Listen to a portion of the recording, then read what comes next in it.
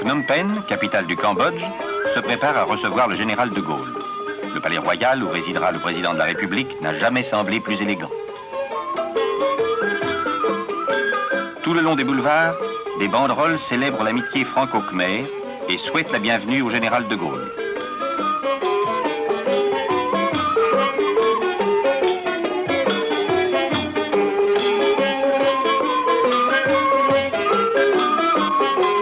Drapée dans les trois couleurs, la capitale attend le premier des Français et le premier président de la République française lui rendant visite en un siècle de relations très étroites.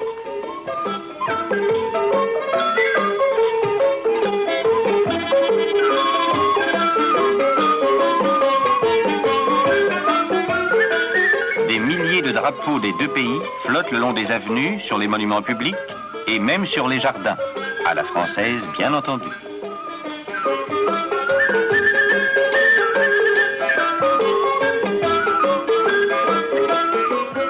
Les délégations des jeunes étudiants sont les plus enthousiastes et le sourire est sur toutes les lèvres.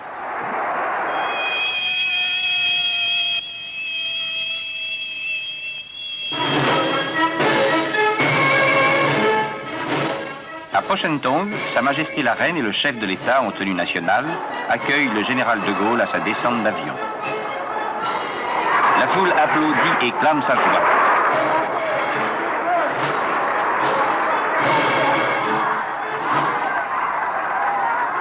Le silence se fait pendant que le général de Gaulle et le prince Norodom Sihanouk, face au drapeau des forces armées royales khmer, écoutent la Marseillaise et le Nokorik.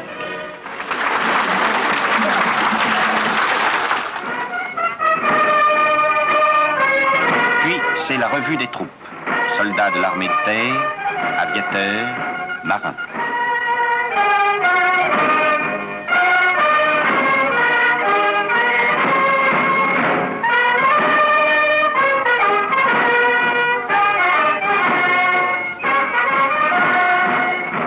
Le général s'approche de la foule qui l'applaudit, des délégations des provinces, des minorités ethniques, des étudiants, et serre les mains qui se tendent.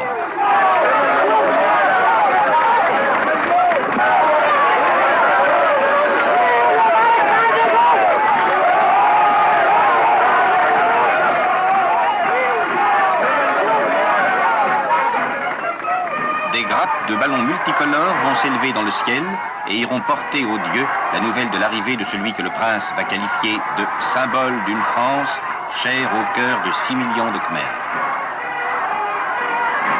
Le président de la République gagne alors la tribune des hautes pénalités. De ravissantes jeunes filles à la fois timides et souriantes sèment sous ses pas des pétales de fleurs, comme le veut une antique tradition qui réserve cet hommage aux plus illustres des hôtes du pays khmer.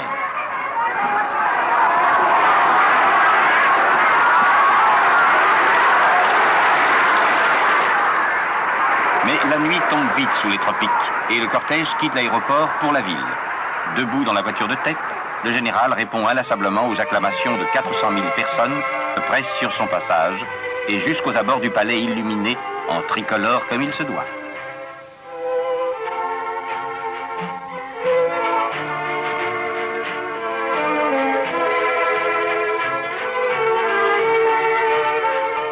Le lendemain, dans la matinée, le président de la République doit recevoir le corps diplomatique et les plus hautes personnalités du royaume réunies en la salle du trône.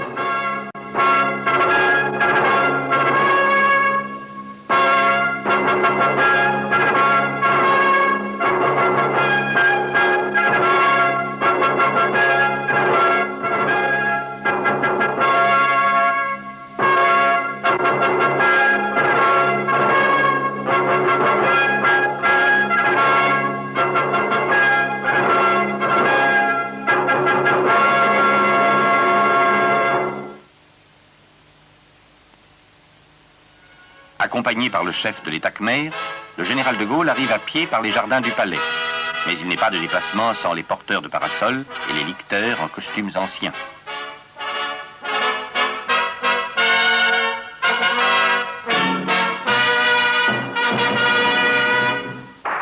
Immédiatement après cette cérémonie, le général quitte le palais en voiture découverte pour se rendre à la fête des eaux.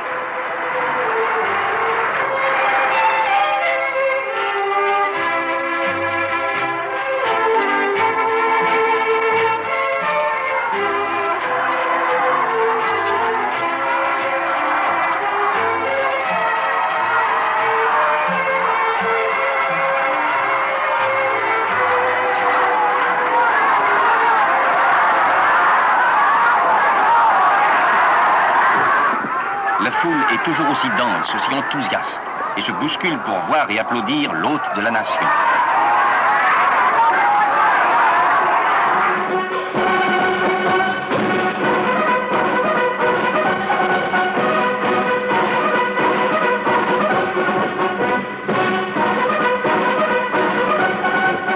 Le président de la République et le chef de l'État khmer assisteront à la fête nautique de la terrasse de la maison royale flottante, ancrée aux 4 bras, confluent du Mekong et du Tonlé Sap. Parmi les invités, de nombreux résidents français, diplomates, professeurs, membres de la mission militaire.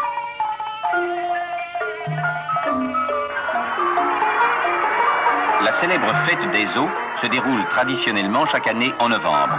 Elle marque le renversement du cours du Tonlé Sap avec la fin de la saison des pluies.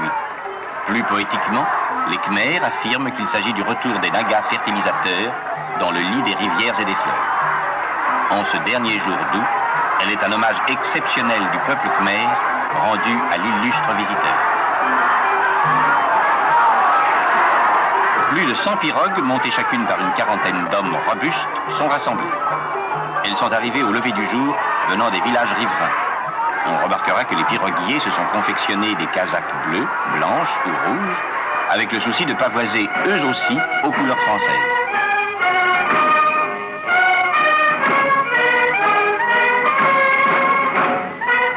Les premières courses n'opposent que 2 pirogues à la fois. Leurs équipages ne ménagent pas leurs efforts, mais tous ont les yeux fixés sur la tribune où se tiennent les 2 chefs d'État.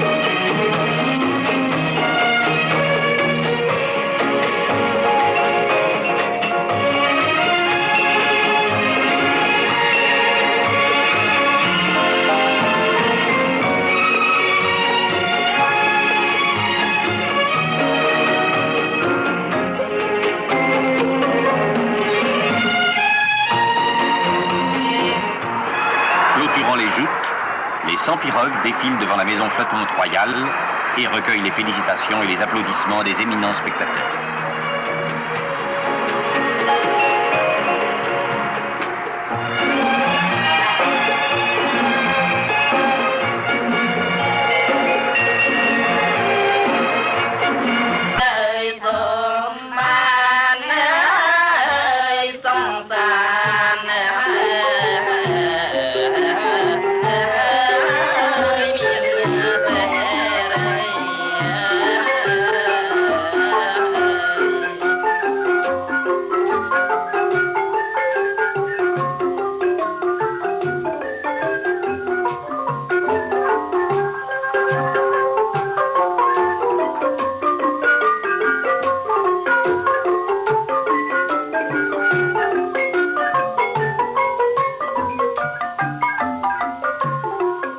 Le ballet s'achève. La princesse Bopa Devi va présenter un collier de jasmin au président et à Madame de Gaulle. Les danseuses feront pleuvoir des pétales de fleurs pendant que le chœur s'adresse aux dieux. Que tous les bienfaits dispensés par Indra comblent de bonheur nos hôtes respectés, leur grand pays et son peuple.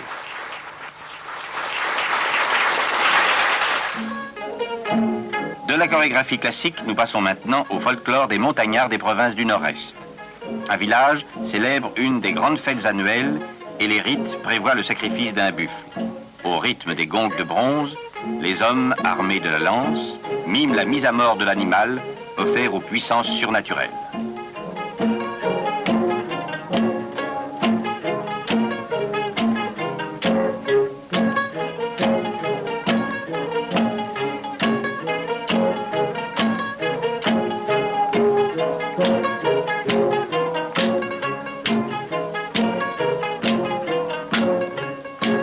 Puis commencent les libations de bière de riz, contenues dans une grande jarre vernissée.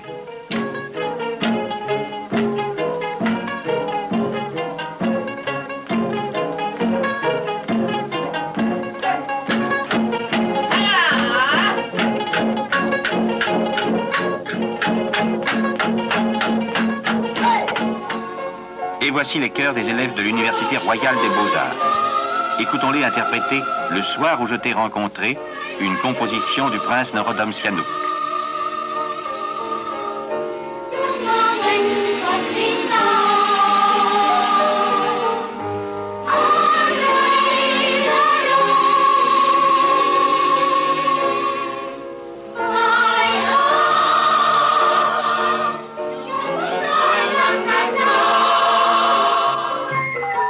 C'est à nouveau le ballet royal avec la princesse Bopa Devi. Il présente une légende très populaire, Neang Kayu Monoria et Preah Satram.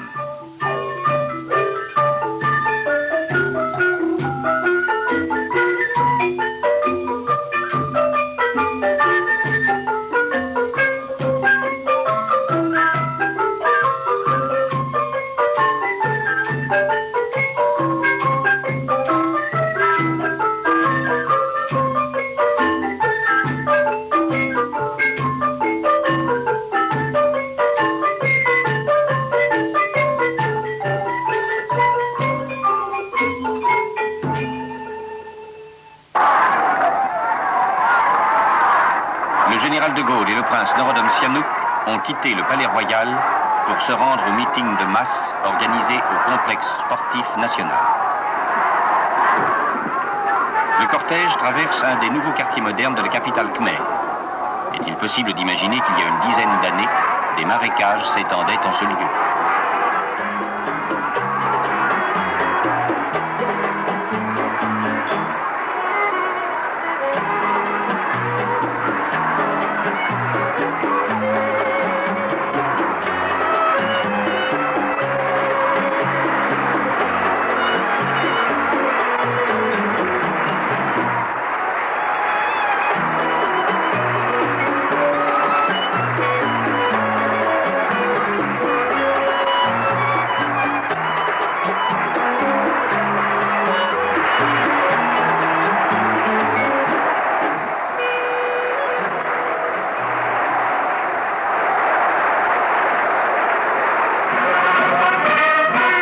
Le complexe sportif national est à très juste titre considéré comme l'un des plus remarquables du monde par sa conception.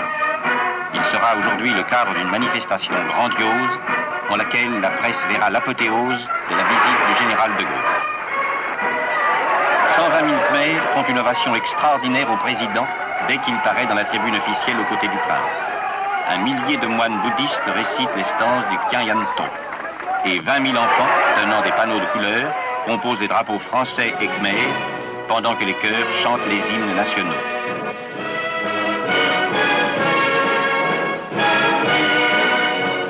Après un coup de baguette magique, les 20 000 panneaux traduisent maintenant en lettres gigantesques les sentiments de 6 millions de Khmers.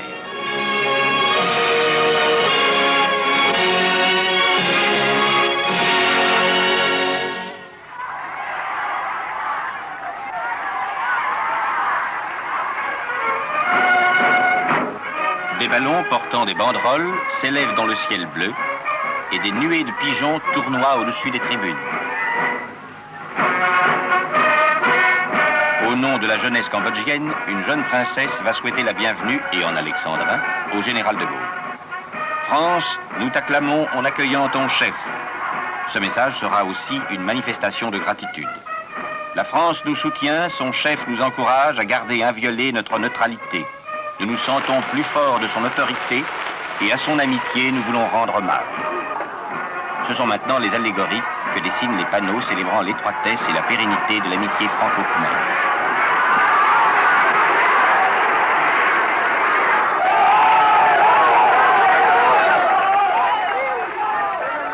Le général de Gaulle va s'adresser au Cambodge et au monde. Ce discours, passé dans l'histoire comme celui de Phnom Penh, était, on s'en doute, très attendu. Il exalte la solidité des liens qui unissent la France et le Cambodge et poursuit « Cette estime et cette affection, il me faut dire que pour nous, Français, elles sont amplement justifiées par ce que fait le Cambodge depuis qu'il y a 13 ans, il a repris l'entière disposition de lui-même. Nous voyons le royaume, malgré de graves difficultés, agir en faveur de l'équilibre et de la paix dans la région du monde où il se trouve, tout en maintenant sa personnalité, sa dignité, son indépendance.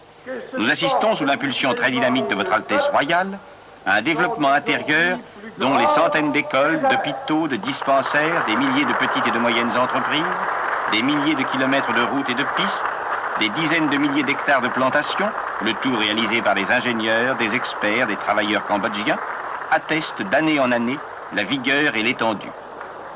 La devise « Le Cambodge cède lui-même » que votre gouvernement a inscrite sur tous les chantiers est, pour le peuple khmer, un motif de juste fierté et pour d'autres, un encourageant exemple. La manifestation se termine par un tour d'honneur du stade en voiture découverte. La foule, debout, clame sa joie.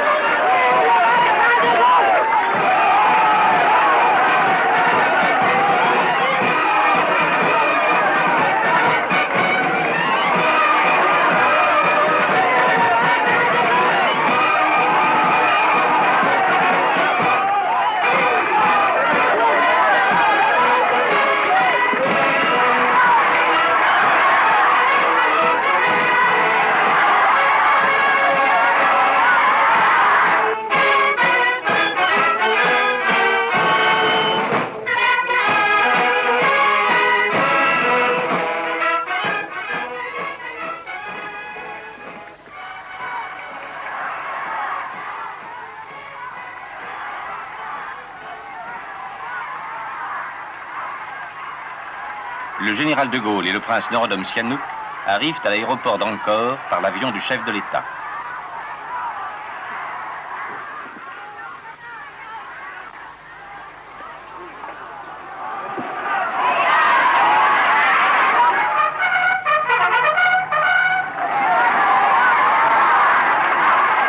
Les jeunes filles, très émues, présentent des fleurs.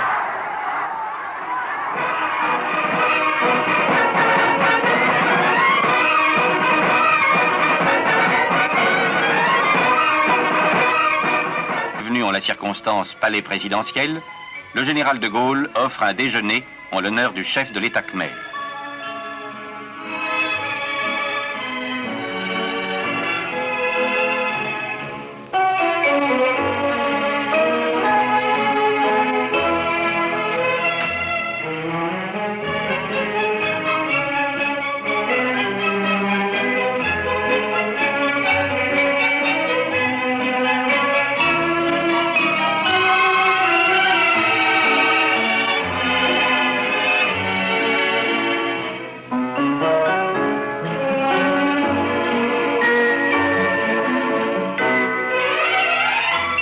L'ambiance est extrêmement cordiale et l'on sent combien la confiante amitié franco-khmer est solide aujourd'hui.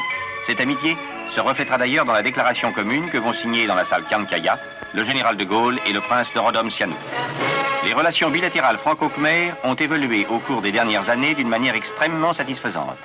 Le général de Gaulle et le prince Norodom Sihanouk ont accordé une grande attention au développement des échanges culturels, scientifiques et techniques, estimant que de tels échanges contribuent à renforcer les rapports d'amitié et servent en même temps les intérêts des deux pays.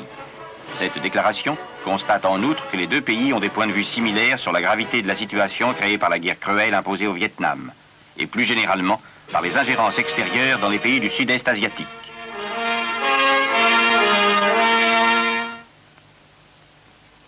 Le général et Madame de Gaulle quittent ce soir le Cambodge. Sa Majesté la Reine remercie à nouveau le président pour le puissant soutien que la France accorde au royaume et se félicite que sa venue ait contribué à renforcer les liens entre les deux pays.